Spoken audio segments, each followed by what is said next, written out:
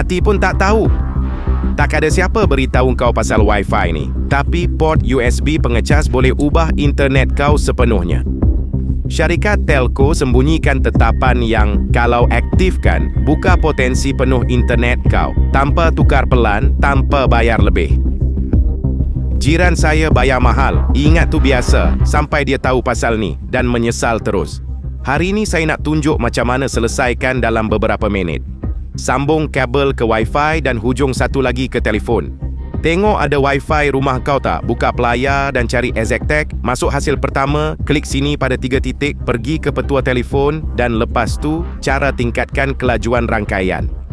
Tengok dah sambung ke belum, tapi kalau tak ada pun jangan risau, sama je. Kau kena sambung ke Wi-Fi je dan ni app yang sama juruteknik guna.